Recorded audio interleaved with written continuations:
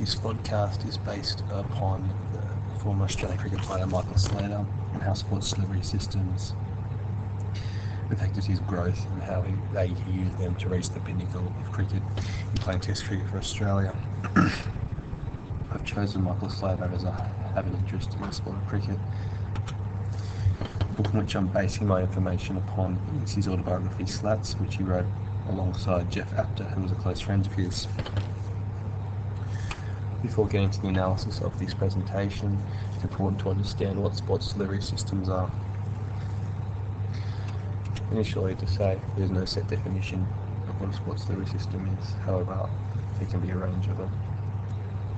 The way I like to look at it, a sport is a product. Delivery systems are a way in which the product is presented to athletes and participants competing in the sport. It's the way in which a grassroots participant progresses through competition and coaching to becoming an elite athlete.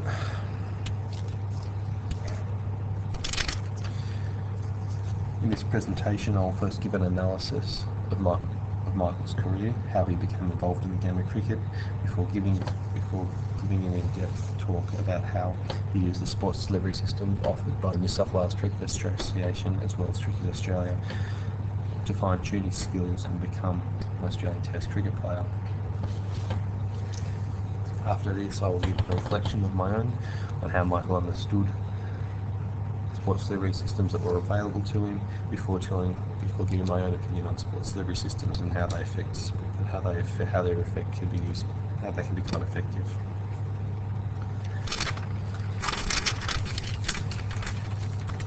Slater became involved in the game of cricket at the age of 6 years old through his local team in Wagga Wagga. This local team competed in a round-robin competition, a competition where every team plays each other. This allowed Michael to fine-tune his batting skills against the best that was available in the local area.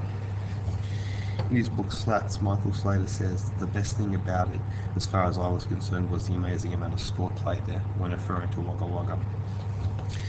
The delivery system, through the amount of sports available to Michael Slater, it's pretty clear that the New South Wales Cricket Association's delivery system and the brand of cricket that they presented to Michael enticed him to start playing the game. Michael competed in a range of major competitions throughout his career. These included the AW Green Shield, which was a competition in Sydney for under-16s and under-17s, and this was fundamental in developing his game and being seen in front of selectors. After his first time competing in the AW Green Shield, Michael Slater received selection in the under-16s New South Wales cricket team, where he was named the captain. His team went to go compete in the National Cricket Carnival, a round-robin competition where all states played each other. This was Michael's first opportunity, apart from when he'd been played with school state teams, to compete against the very best cricketers at that age that Australia had to offer. An initiative set up by Cricket Australia, delivering the best cricket players a chance to play each other, no matter where they were from. All these competitions were round-robin competitions. Michael's next great achievement was in the under-19s. When he was selected to compete in the Australian team, for the Australian team in a 3-week competition against New Zealand. In Shilbury's journal article considering the future sports delivery system, he says a complex infrastructure exists catering for participation in sports at all levels and all forms.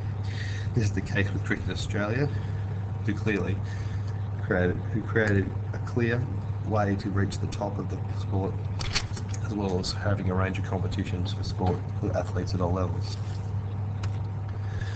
Michael's achievements can be looked at through a timeline, from when he started at the age of 6 to when he made his test debut at the age of 23. In Daly's journal article, Australian Sport, a profile, he says those who are the best at local level are selected to represent their region in interstate contests, and the elite level are ultimately selected to represent Australia. This can be genuinely reflected in Michael's career, as he was not only the best at local level, but he remained to be the best at all the levels he competed at, until eventually, after 1 year of Sheffield Shield cricket, he was selected in the national team. In this timeline, you can see that at the age of 6 years old, he first played club cricket in Wagga Wagga. He reached his first New South Wales state school team at the age of 11. Before when he was 16 years old, competing for the first New South Wales team apart from school. One of the major achievements in his young career was competing for the Australian under-19 team. After competing for this team, being offered a spot in the 1989 and 1990 intake of the Australian Cricket Academy, an academy run by the Australian Institute of Sport alongside Cricket Australia, developing the brightest and best young cricket players that were the future of Australian cricket. A delivery system only offered to the elite, which saw Cricket Australia and the AIS being able to nurture the talent that was available to them at such a young age. At the age of 20 and after having a year in the Australian Cricket Academy, Slater was selected for the New South Wales second 11, before the following year being selected in the New South Wales first 11, and at the age of 23 at Old Trafford in 1993 in the Ashes series, debuting for Australia. The two organisations which were fundamental in providing the sports delivery systems available to Michael were Cricket New South Wales as well as Cricket Australia. Tibble and Phillips say in their journal article for fostering inter-organisational linkages in Canadian sports delivery systems that the notion of system implies the involvement of a number of organisations offering at different levels, participating in a coordinated fashion in the achievement of their goals and objectives. Cricket New South Wales over the last 50 years provided more cricket players to Cricket Australia competing at the national level than any other state-run cricket organisation. The relationship between these two organisations is fundamental in seeing the best athletes from the country areas such as Wagga Wagga, with Slater's case, going on to play for Australia. In Michael's younger years, Cricket New South Wales created a range of competition that gave him a range of opportunities which saw him able to nurture and fine-tune his game so that eventually he was able to come through and compete for Australia. Over these years it's changed, with a lot more corporate sponsorship coming in to both Cricket Australia and the New South Wales Cricket Association. What was once a joint venture between the Australian Institute of Sport and the Australian Cricket Australia, the Australian Cricket Academy still runs. However, it now runs with the name the Commonwealth Bank Cricket Australia Academy, and is run solely by Cricket Australia, with only small amounts of funding from the federal government and the Australian Institute of Sport.